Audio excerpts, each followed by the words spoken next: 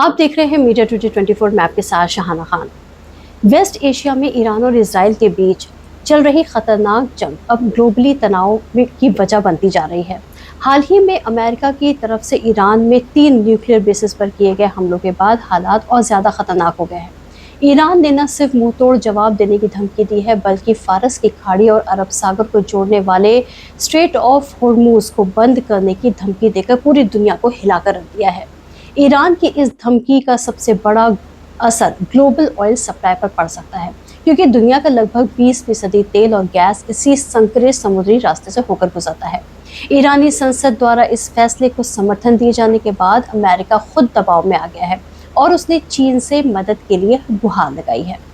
अमेरिकी विदेश मंत्री मार्को रूबियो ने बीजिंग से अपील की है कि वो ईरान को इस रास्ते को बंद करने से रोक ले, क्योंकि चीन भी अपनी बड़ी तेल ज़रूरतों के लिए इसी रास्ते पर डिपेंड है। उन्होंने चेतावनी दी है कि अगर ईरान ये कदम उठाता है तो ये उसके लिए इकोनॉमिक सुसाइड साबित होगा और इससे पूरी दुनिया पर बड़ा असर पड़ेगा। भारत भी इस प्रॉब्लम से अछूता नहीं है। फारस की खाड़ी के जरिए से भारत भी बड़ी ऑयल सप्लाई होती है। ऐसे में होर्मुज स्ट्रेट ऑफ वाटर के बंद होने से भारत को बड़ा झटका लग सकता है। इस पर union petroleum minister Hardeep Singh Puri ने बयान देते हुए कहा है कि देश के पास कई हफ्तों का स्टॉक फिलहाल है और ऑप्शनल रूट से तेल की सप्लाई अश्योर्ड की जा रही है। उन्होंने यकीन दिलाया है कि देश में तेल का प्रॉब्लम नहीं आने दिया जाएगा।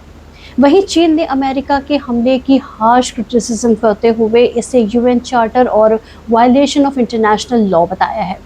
चीन ने सभी पक्षों से सीज फायर की अपील करते हुए कहा है कि इजराइल के साथ सभी पक्ष बातचीत से हल निकालें और जो सिविलियंस हैं उनकी सेफ्टी को इंश्योर करें।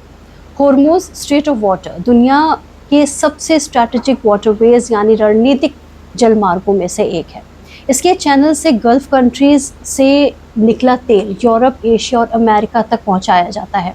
अगर ये रास्ता बंद होता है तो तेल की कीमतें आसमान छू सकती हैं और दुनिया में इकोनॉमी पर इसका गंभीर असर देखने को मिलेगा। बता दें, ईरान, अमेरिका, इजराइल के बीच हाल ही में बना ये कन्फ्लिक्ट एक ऑयल वॉर की तरफ इशारा कर रहा है, जिसमें ग्लोबल पावर्स की भूमिका यानी उनका रोल इम्पोर्टेंट हो गया है। भारत समेत दुनिया के कई देश इस टकराव को टालने की उम्मीद में हैं, लेकिन फिलहाल हालात बेहद सेंसिटिव बने हुए हैं।